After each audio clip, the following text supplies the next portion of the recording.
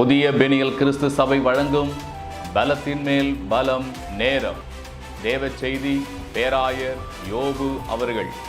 கர்த்தருடைய வார்த்தையை கேட்டு ஆசீர்வாதங்களை பெற்றுக்கொள்ளுங்கள். ஆண்டவரும் உலக இரட்சகருமாகிய இயேசு கிறிஸ்துவின் இனிய நாமத்தில் வாழ்த்துக்கள்.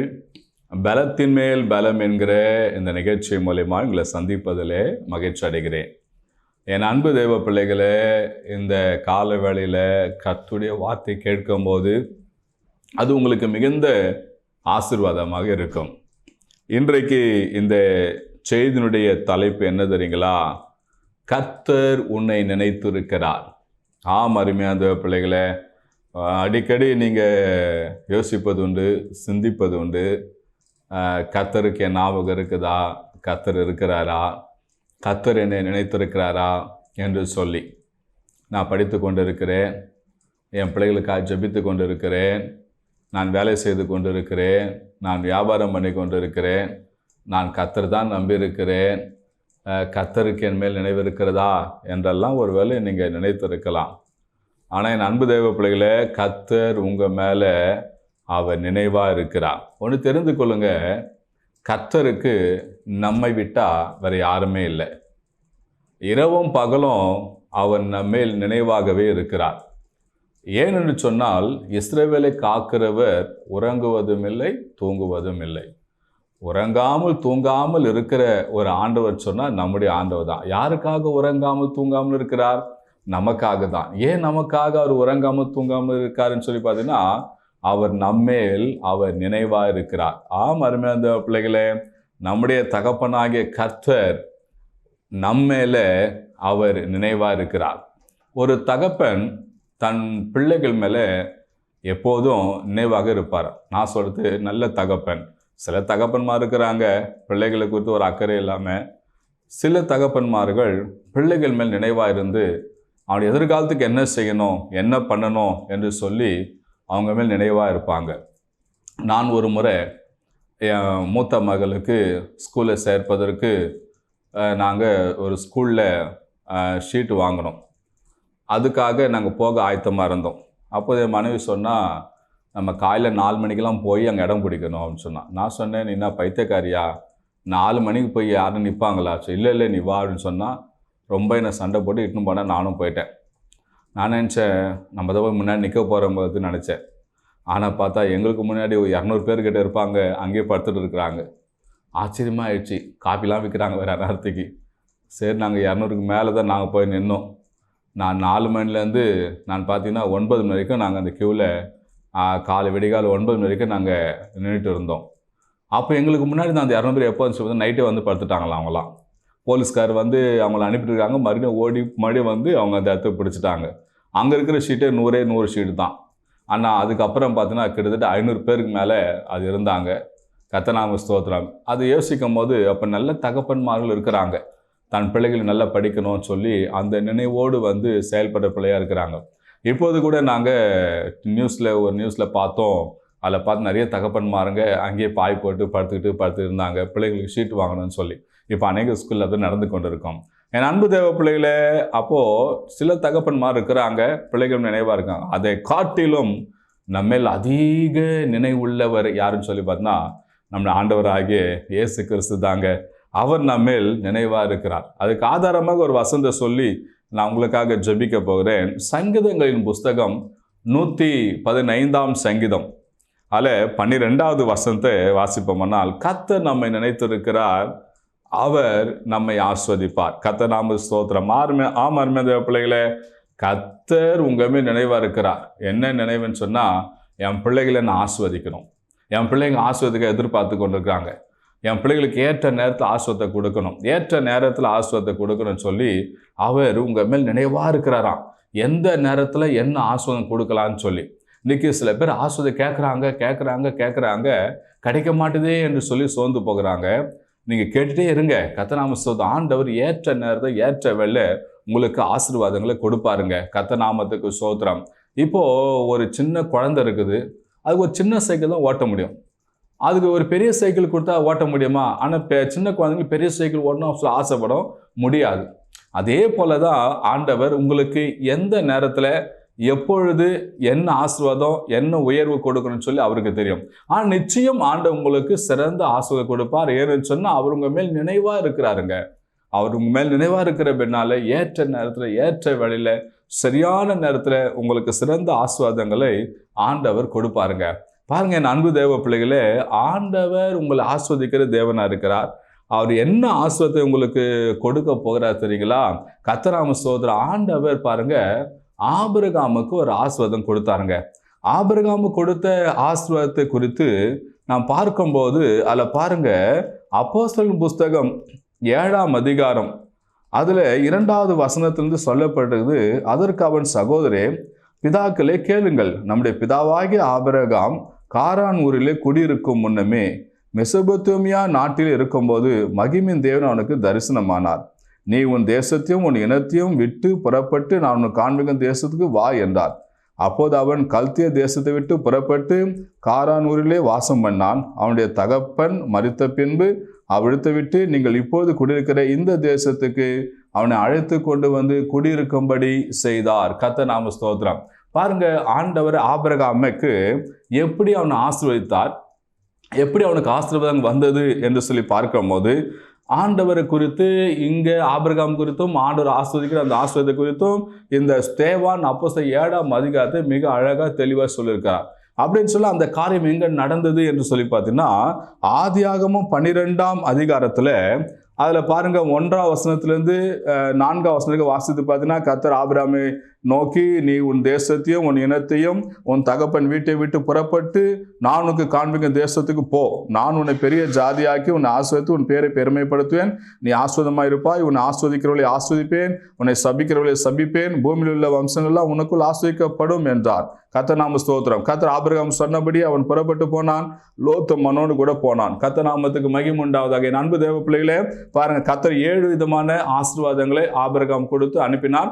அதை குறித்து ஸ்தேவான் அங்கே அப்போஸ்தலர் 7ஆம் அதிகாரத்தில் 2ஆம் வசனத்திலிருந்து அங்கே சொல்லுவதை பார்க்கிறோம். அது மாத்திரமல்ல, எபிரேயன் புஸ்தகத்தை வாசிக்கும் போது அந்த எபிரேயர் நிருபர் அந்த ஆக்கியோன் அவர் சொல்ற பாருங்க, எபிரேயர் 11ஆம் அதிகாரத்தில் அதில் பார்த்தீங்கன்னா 8ஆம் வசனம் 9ஆம் வசனத்தில் அவர் சொல்வதை பார்க்கிறோம். விசுவாசத்தினால ஆபிரகாம் தான் சுதந்திரமாக பெறப்போகிற இடத்திற்கு போகும்படி அழைக்கப்பட்ட போது கீழ்ப்படிந்து தான் போகும் இடம் என்னதென்று அறியாமல் புறப்பட்டு போனான் என்று சொல்லப்படுது. அப்போ ஆபிரகாமுக்கு ஆண்டவர் கொடுக்க ஆசீர்வாதம் என்னன்னா, அவன் கீழ்ப்படிந்தான். தான் போகிற இடம் என்னதென்று தெரியாமலே அவன் ஆண்டவர் சொன்னான்னு சொல்லி போனான். ஆண்டவர் தன் வார்த்தை கீழ்ப்படிந்து வந்தான்னு சொல்லி ஆண்டவர் ஆசீர்வதித்தார். 2வது, ஆண்டவர் ஆபிரகாமை ஆஸ்வதிக்கும் போது ஆபிரகாம் வாழ்வதற்கு மாத்திரம் அந்த ஆசீர்வாதம் தரவில்லை, ஆபிரகாம் மூலியமா பெறப்போற சந்ததிகள்லாம் இந்த ஆசீர்வாதம் வேணும்னு சொல்லி தேவன் ஆசீர்வதித்தாருங்க. இப்போ ஆபிரகாமுடைய காலம் முடிந்து விட்டது. இப்போ ஆபிரகாம் காலம் முடிந்துட்டு ஈசாக்கு வருகிறார். இப்போ ஈசாக்குக்கு ஆசீர்வாதம் வேண்டும். இப்போ ஆண்டவர் எப்படி ஆஸ்வதிக்கிறார் ஈசாக்குன்னு சொல்லி பார்த்தீங்கன்னா, ஆபிரகாமை நினைத்து ஈசாக்கை ஆசீர்வதித்தார். ஏன்னா பூமியில வம்சங்கள்லாம் உனக்குள் ஆசீர்வதிக்கப்படும், உன் சந்ததி வானத்தின் நட்சத்திரங்களைப் போலவும் கடற்கரை மணலை போலவும் பெருக்கப்படும் சொல்லிட்டார். அப்படின்னு சொன்னா ஆபிரகாம் உண்டான ஆசீர்வாதங்கள் அவன் பிள்ளைகளுக்கு சந்ததிக்கும் போகணும். இப்போ அடுத்தது ஈசாக்கு ஆண்டு ஆசீர்வதிக்கும் போது ஆபிரகாமை நினைத்து ஆசீர்வதித்தார். அவர் நம்மில் நினைவா இருக்கிறார், அவர் நம்மை ஆசீர்வதிப்பார்னு சொல்லி பார்த்து இல்லைங்களா? அவர் எப்படி நினைவா இருக்கிறார், எந்த அடிப்படையில் நினைவா இருக்கிறார் என்று சொல்லி தான் பார்க்க போறோம். இப்போ ஆண்டவர் ஈசாக்கு ஆசீர்வதிக்கும் போது ஆபிரகாமை நினைத்து ஈசாக்கு ஆசீர்வதித்தார். அடுத்து ஈசாக்கு நாட்கள் முடிந்தது. இப்ப யாக்கோபு வருகிறார். யாக்கோபை தேவன் ஆசீர்வதிக்கிறார். எந்த அடிப்படையில்னா யாக்கோபை நினைத்து ஈசாக்கை நினைத்து யாக்கோபை ஆசீர்வதித்தார். இப்ப யாக்கோபு காலம் முடிய போகுது. அவர் பெற்றெடுத்த 12 பிள்ளைகளும் கர்த்தர் ஆசீர்வதிக்க போகிறார். அது எந்த அடிப்படைன்னு சொல்லி பார்த்தீங்கன்னா, ஆபிரகாம் ஈசாக்கு யாக்கோபு என்பவர்களை நினைத்து அவளை ஆசீர்வதித்தார். ஆனா ஸ்டார்டிங் எங்க? ஆபிரகாம் தான். அப்ப ஆபிரகாம் நினைத்து தான் ஈசாக்கு ஆசீர்வதித்தார். ஆபிரகாமை நினைத்து தான் யாக்கோபை ஆசீர்வதித்தார். ஆபிரகாம் நினைத்து தான் 12 இஸ்ரவேல் கோத்திரங்களையும் கர்த்தர் ஆசீர்வதித்தார். காரணம் என்னன்னா, ஆபிரகாம் சொல்லுக்கு கீழ்ப்படிந்தார். தான் போகும் இடம் என்னன்னு தெரியாதபடி போனார். கர்த்தர் கீழ்ப்படிந்து போனார். அவர் எதெல்லாம் சுற்றி திரிந்தாரோ அதெல்லாம் அவருக்கு சொந்தம் ஆயிற்று. கர்த்தர் நாம ஸ்தோத்திரம். அன்பு தேவ பிள்ளைகளை, இப்படி ஆபிரகாம் நினைத்து ஆசீர்வதித்த தேவன் நம்மையும் ஆபிரகாமுக்கு உண்டான அந்த ஆசீர்வாதங்களை நினைத்து இயேசு சாமி மூலியமா அந்த ஆசீர்வாதங்களை பெற்றுக்கொள்ளும்படி கர்த்தர் செய்கிறார். பாருங்க, யாத்ராகமத்தின் புஸ்தகம் 3ஆம் அதிகாரம் 6வது வசனத்திலிருந்து 10வது வசனம் யாத்ராகம் 3ஆம் அதிகாரம் 6வது வசனத்திலிருந்து 10வது வசனம் வரைக்கும் வாசித்து பார்த்தா, இஸ்ரவேலை நினைத்து, அதாவது ஆபிரகாமுடைய சந்ததியாகி இஸ்ரவேலை நினைத்து இஸ்ரவேல் புத்திரரை ஆண்டவர் ஆசீர்வதித்தாராங்க.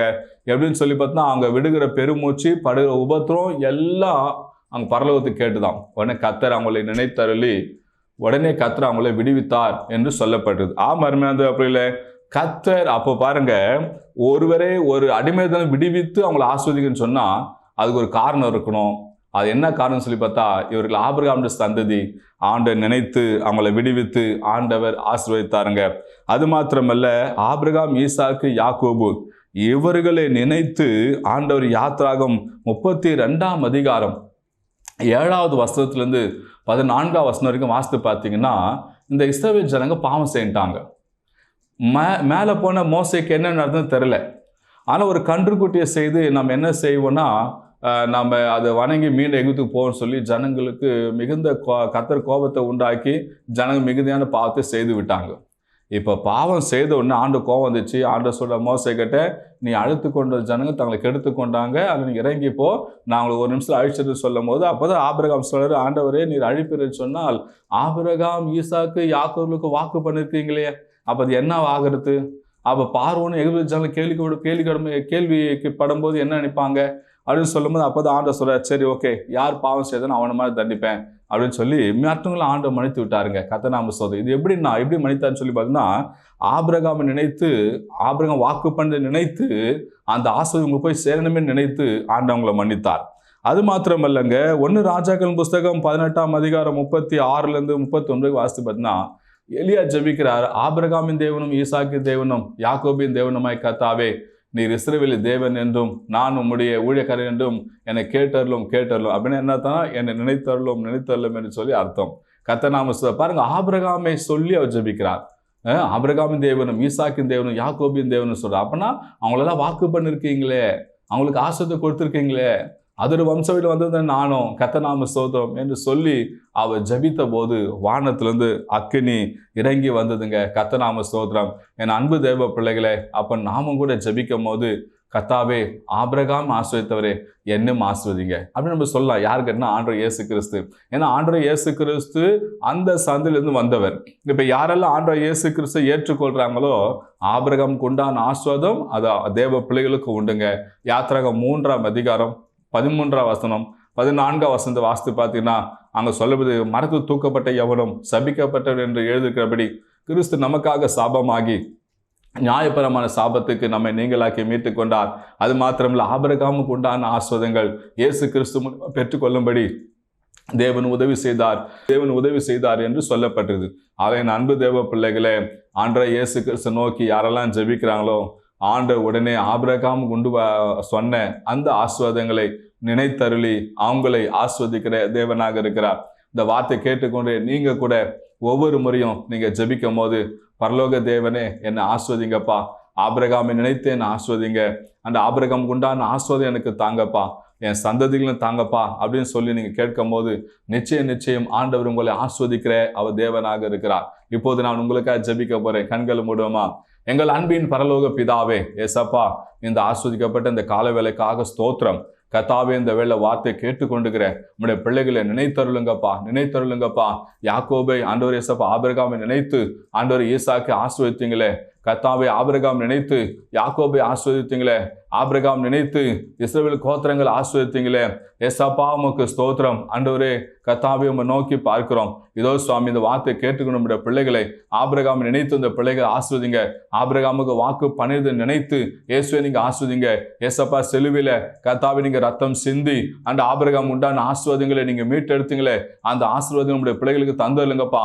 சுகம் என்கிற ஆசீர்வாதம், சந்தோஷம் என்கிற ஆசீர்வாதம், சமாதானம் என்கிற ஆசீர்வாதம், ஆரோக்கியம் என்கிற ஆசீர்வாதம், பொருளாதார ஆசீர்வாதம், உயர்வான ஆசீர்வாதம், எதிர்பார்த்து கொண்டிருக்கிற எல்லா ஆசீர்வாதங்களும் கர்த்தாவே உம்முடைய பிள்ளைகளுக்கு வந்து சேரும்படியா ஜெபிக்கிறேன் சுவாமி.